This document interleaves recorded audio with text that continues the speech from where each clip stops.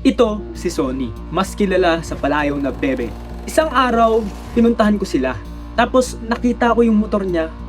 Men, naka RB6. Simula nun, wala nang gabi na nakatulog ako ng mahimbing.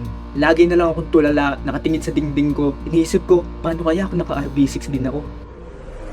Tapos pagising naman sa umaga, titignan ko yung motor ko habang nagkakape. Shit. Ganda siguro nito kung naka RB6 to. Kaya ngayong araw, aalamin natin kung ano nga ba yung mga kailangan pag gusto mo nang makapaglagay ng NMAX mags sa easy ride mo. Or in short, pagka magko-convert ka ng axle mo. Stay tuned sa dulo kasi susubukan nating sagutin yung mga umaatikabon yung mga katanungan at higit sa lahat, sasabihin ko kung nakamagkano ba ako. So, paano ba yan? Introhan na natin to. So, ano nga ba yung mga kakailanganin natin pag gusto nating mag-convert? So, syempre, unang-una sa lahat, kailangan natin yung mags na ipapalit mo. Sa kaso ko, ang ginamit ko, RB6 na mags na pang NMAX version 1. Ito yung napili ko kasi, syempre, pogi. Saka gusto ko kasi mag-low profile. Pangalawa, rear axle ng NMAX. Ito yung magiging bagong axle ng motor natin. Sa likod yan ha. Pangatlo, syempre, gulong. Kasi yung dati nating gulong, 13 inches lang yung size nun, kaya hindi na yung kakasya sa bago nating mags, lalo na 14 yung kukuhain natin. Bago ka bumili ng kahit anong gulong dyan, yung mga gusto mag big tires dyan, meron akong bad news sa inyo. Kasi ang nakakabit ngayon na gulong sa motor ko ay 110 by 80 by 14. And ang problema ko dun, pagka lowered ka, sasayad yun sa fender. Tapos mahirap siyang tanggalin. Kailangan mo muna siyang tanggalan ng hangin bago mo siya mahugot. So ang pinaka-safe siguro natin dito is yung 100 by 80 by 14. Yun yung ipapalit ko kasi mas manipis yun.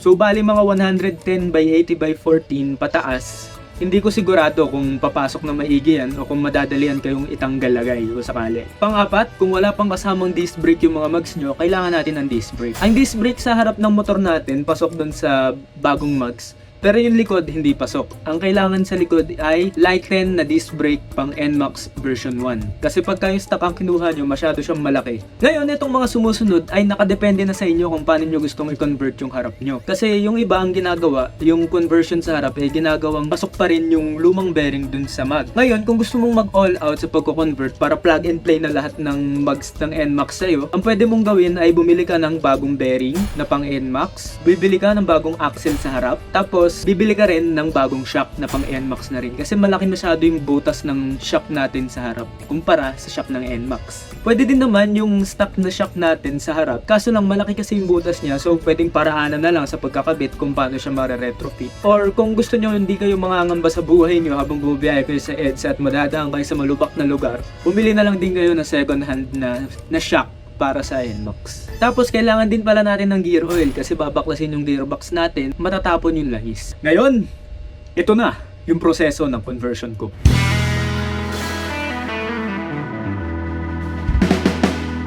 Nitong October, dinala ko kala Alterado yung motor ko. Sa kanila ko pinagawa. Alterado Motorworks, ito yung pangalan nila sa Caloocan yan. Lalagay natin dito yung page nila. So bali dinala ko sa Alterado Motorworks yung axle ko muna. Pinaiwan nila doon for 2 days tapos inasikaso nila yon. After 2 days, actually 3 days pa nga bago ako nakabalik kasi may lakad ako. Pumunta ako doon, dala ko na yung motor. Pagdating ko, nakatabas na yung axle kasi kung pagtatabihin mo yung axle ng GY6 saka axle ng NMAX, mas mahaba yung sa NMAX. So bali ang sabi nila, ang ginawa nila doon, pinaikli nila yon. Ngayon, yun yung lalagyan ng ipin para mag-fit doon sa motor natin. So bali pagkarating ko, tinesting muna nila kung anong magiging itsura para alam din nila kung ano yung mga ilalagay na spacer, mga ganyan. So nakikita nyo ngayon dyan, wala pa yung swing arm. Tinesting lang namin kung maganda ba yung ikot, kung maganda ba lahat, kung nakasentro ba. Tapos nung nasigurado na nila, nilagyan na kayo ng ipin yung axle. Pagkatapos nyan, minachine nila yung swing arm ko, pinanipis nila yung bandang dulo para ilalagay na lang doon sa mags. Para plug and play na lang, hindi ko na kailangan magtabas o kung ano man.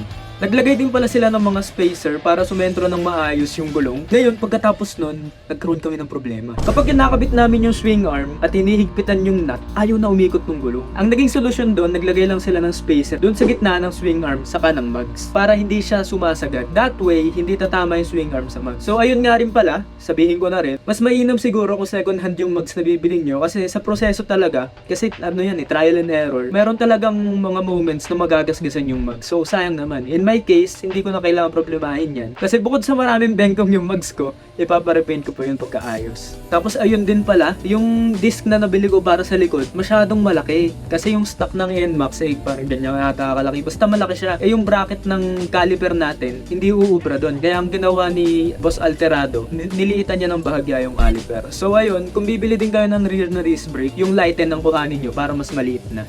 Pagkatapos nun, okay na yung likod. Sa harap naman, edi syempre kinabit na yung mga bagong bearing doon sa mags. Tapos nilipat na rin yung plate ng speed sensor sa harap doon sa bagong mag, pati na rin yung disc brake. Pasok yung dalawang yun at so far naman, okay naman lahat sa akin, pati speedometer ko. Tapos kinumpleto na nila lahat ng spacer, pati yung mga bushing na kailangan. So bali yung mags ko kasi nung nakuha ko, tagusan yun. Ang ginawa nila, nilagyan nila ng bearing, tapos yung parang mahabang tubo na galing daw sa Aerox, hindi ko sure, tubong bakal doon sa pagitan ng dalawang bearing. Tapos mga spacer sa gilid para sumentro ulit siya. Tapos ayun, since nakalimutan kong bumili ng stock na shock ng NMAX, pinaubra na lang namin yung stock shock ng motor ko. Which is, mas malaki nga yung butas. So bali, ginalingan na lang nila sa pagkakabit. Sabi nila, okay lang daw yun. Pero kasi, merong space sa pagitan ng ehe, saka nung mismong shock. Kaya ang bana ko, magpapalit na rin talaga ako ng NMAX na shock para safe, para panatag yung kalooban natin.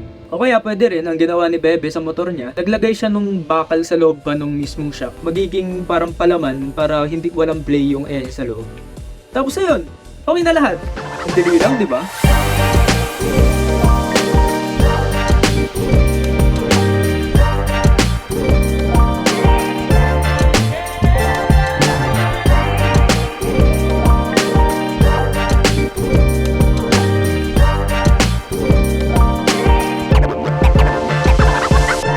Ngayon, dumako tayo sa mga umaatikabun yung mga katanungan.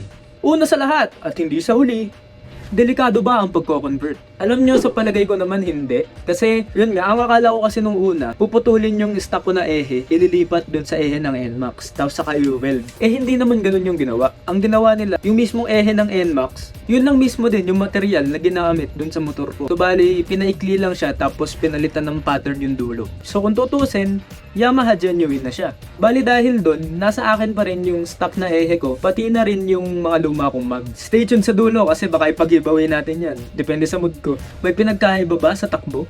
Para sa akin, oo. Parang bumigat yung hatak niya kasi syempre, mas mahirap pa ikutin naman talaga yung 14s na gulong kaysa sa 13s. Kaya ang ginawa na lang namin ni Bebe, nag-adjust kami sa panggilid ko para makompensate yung power na parang nawala sa kanya. Ngayon, okay naman siya, pero para sa akin nawala yung kasi dati sobrang ganado sa arangkada yung motor ko. Ngayon, na lang siya, low-key lang.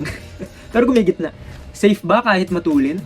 Para sa akin, oo. Tinesting ko yung tumakbo ko ng halos 100 sa controlled environment. And wala namang naging pag-uga. Wala namang nayanig. Wala namang nanginig. Sinubukan ko rin na habang freewheeling ako, binitawan ko yung manibela, sentro pa rin siya. Hindi siya gumagalaw, hindi siya sumasayaw. Ang nararamdaman ko lang ngayon o naririnig ko, parang merong umuugong kapag nag-engine brake yung motor. Pero pakiramdam ko, dahil yun dun sa ipin na nilagay dun sa ehe, kasi kung titignan natin yung ehe ng stock, hindi siya triangle talaga na pag ganyan. Parang medyo malambot siya, ganun. O baka natabas na rin ng panahon. Yun kasing sa akin, parang straight yung pagkakaputol niya. Para siyang straight cut gears. So, para siyang mga Formula 1. Yung wiu. Pero, hindi naman siya big deal. Kasi hindi naman ramdam sa takbo. Yun lang talaga naririnig ko. Kasi wala naman yung dati. Lumakas ba sa gas? Oo, lumakas sa gas. Kasi dati, ang motor ko, pumapalo ng mga 32 kilometers per liter. Ngayon, parang naglalaro na lang ako sa almost 30 kilometers per liter. Baka 30, ganun. Pero, syempre, ayos lang. Mahalaga, pogi. Pasok na ba lahat ng mags na pang NMAX version 1? Sa pagkakaalam ko, oo. Kasi converted na pati yung swing arm ko eh. Pwera na lang siguro kung rim set. Kasi, syempre, iba yun sa mags. At syempre, huling tanong, nakamagkano ako?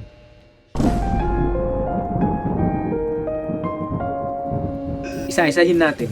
Yung mags 2,000, yung conversion 4K, yung bearing 31, 62 sa Shopee. Yung ehe sa likod, 900. Yung ehe sa harap, nasa 200 o 300. CNC na. Yung gulong sa likod, kasama na yun nung nabili ko yung mags. Yung gulong sa harap, binili ko ng second hand. Pero bala ko palitan din yung dalawang yun para mas panatag tayo sa biyahe. Yung gulong sa harap, 300 lang ang kuha ko dun. Kasi regroup yun. Tapos, yung gear oil, hindi ako nasingil ni Alterado. Ewan ko kung nakalimutan niya. Pasensya ka na, boss. Ngayon ko lang din naalala.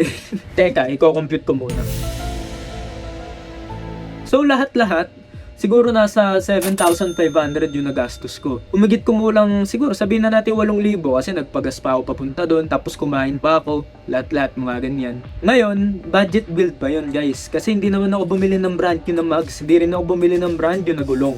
Kasi nga budget build. Kung balak mo ngayon bumili ng brand new na mug, sabihin natin nasa 4 o 5,000 yun. Tapos brand new na gulong, sabihin natin yung magandang klase nasa 2,000 isa o 1,500 kung hindi mamahalin ng kukuhain mo. Sabihin natin mga 3K, aabot ka agad ng 8,000 o 7,000 mugs pa lang, pati yung gulong, wala pa yung conversion. So kung nagbabalak ka mag-convert at budget build ka lang, maghanda ka na ng mga nasa 7,000 hanggang 8,000. At kung hindi ka naman nagtitipid, maghanda ka ng mga nasa 10,000. So ayun, yun ang conversion process ng mugs natin para sa Easy Ride 150N. So kung tatanungin nyo ako, sulit ba? Ang sagot ko ay, oo, sulit. Hindi ako nagsisisi sa ginastos ko sa totoo lang. Saka kasi sa mga nababalitang mabilis mabengkong yung mga mugs natin, tapos pag tinignan mo kung magkano yung presyo ng mugs natin, nasa 4,000 din ang isa. Kaya ang kuha ko dun sa RB6 kung second hand, 2,000, may bengkong lang konti. Madali na ipaayos kasi gumagawa din sila alterado nun. At least ngayon, madali nang mapalitan. Tas bukod pa dun, ang stock na gulong ng NMAX, meron ka makukuha ng 1,500 lang. So siguro nagtataka kayo, dami ng ginastos ko sa motor ko. Ades, bakit hindi pa NMAX ang kinuha mo? Siyempre, sasagutin natin yan sa sunod nating video. I-review natin yung motor ko 1.5 taon pagkatapos ko makuha. I-review natin kasama yung mga accessories saka yung mga upgrades na nilagay natin doon. Isipin natin kung sulit pa ba siya para sa 2024. Eto pa yung malupit. Yung luma kong mugs pati gulong ay ipapag-giveaway natin. Para makasali sa giveaway, ang gagawin nyo lang ay i-like yung video na to at i-share. Mag-subscribe din kayo dito sa YouTube channel ko. Tapos nyan ay mag-PM kayo sa akin. Ipakita nyo ang inyong pruweba. Pagkatapos, iroroleta natin yan sa mga susunod na araw. Pag wala sumali sa giveaway, di bebenta ko. So ayun guys, sana may natutunan kayo sa video ko na to. Mag-like at mag-subscribe na rin kayo sa channel ko. Dadalasan pa natin yung uploads natin para cute. Kasi kung mapapansin nyo, yung huling upload ko 21 pa yung nakalagay dyan, ngayon 22 na. Nga pala, congratulate nyo ako. Kasi bukod sa higit sa 1,000 na yung subscribers natin, malapit na matapos yung hulog ko sa motor. So ayun, i-comment nyo sa baba kung anong motor ang gusto nyong kuhanin natin sa sunod para magawan din natin ng mga review, ng mga upgrade, ng mga kung ano-ano. So, yun lang. Hanggang sa muli. Paalam!